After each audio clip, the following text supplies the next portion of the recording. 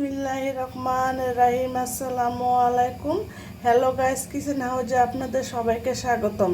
আশা করি আপনারা ভালো আছেন। আল্লাহর রহমতে আমিও ভালো আছি। এখানে আমি সিদ্ধ ডিম নিয়েছি 5টা। আজকে আমি বানাবো ডিমের কুরমা রেসিপি। এখন একটা কাঁটা চামচ সাহায্যে আমি ডিজাইন করে নেব। এভাবে করলে মশলা ভিতরে ঢুকবে। ডিমগুলোকে ভেজে নেব। এখন আমি ডিমগুলোকে হালকা ভেজে নেব।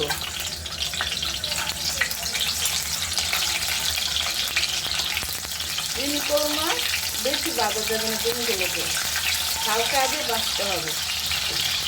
এখন আমি ডিমগুলো নামিয়ে নেব। দেখেন হালকা একটা কালার এসেছে।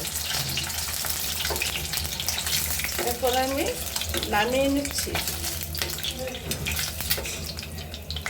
দিয়ে দিলাম আস্তা গরম মশলা। কিছুক্ষণ আমি ভেজে নেব।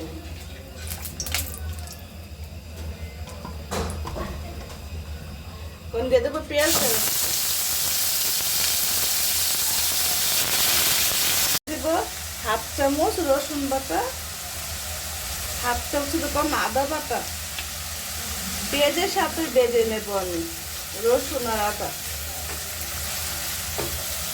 এখন দিয়ে দেবো চামচ দিয়ে বাদাম বাটা, 1 চামচ বাদাম বাটা দিয়ে দিলাম। দিয়ে ভালো করে মিশিয়ে নেব। পেঁয়াজ আর বাদাম ভাজা হয়ে গেছে। এখন আমি এর মধ্যে সামান্য একটু পানি অ্যাড করে দেব, বাকি মশলাটা দেওয়ার পর পুড়ে না যায়। এখন আমি বাকি মশলাগুলো দিয়ে দেব। হাফ চামচ ধনিয়ার গুঁড়া, হাফ চামচ জিরার গুঁড়া, হাফ চামচ একটু বেশি লাল মরিচের গুঁড়া, আর দিয়ে দিলাম পরিমাণ মতো লবণ। আমি 5 মিনিটের মতো মশলা কষিয়ে নেব। দেখেন বন্ধুরা, মাশাআল্লাহ কত সুন্দর করে মশলাটা কষানো হয়ে গেছে। মশলা থেকে তেলটা বেরিয়ে এসেছে। এখন আমি এর মধ্যে 1 কাপ দুধ অ্যাড করে দিলাম।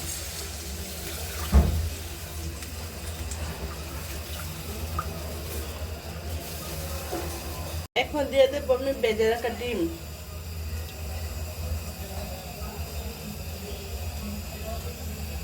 এখন আমি ডেকে রান্না করে নেব 10 মিনিটের মতো। দিয়ে দেবো এখানে 4-5টা কাঁচামরিচ খালি করে। এটা দিলে ভালো একটা ফ্লেভার আসবে। আর দেখেন আমার রান্নাটা কত সুন্দর হয়েছে, দুধটা ঘন হয়ে এসেছে। এখন দিয়ে দেবো পেঁয়াজ বেরেস্তা, হাফ চামচের মতো ঘি অ্যাড করে দিলাম। ঘিটা দিলে ভালো একটা ফ্লেভার আসবে।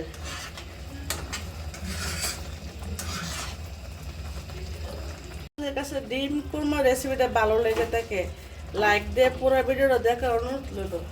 আর আমার চ্যানেলটা সাবস্ক্রাইব করে আমার সাথে বন্ধু হয়ে পাশে থাকেন।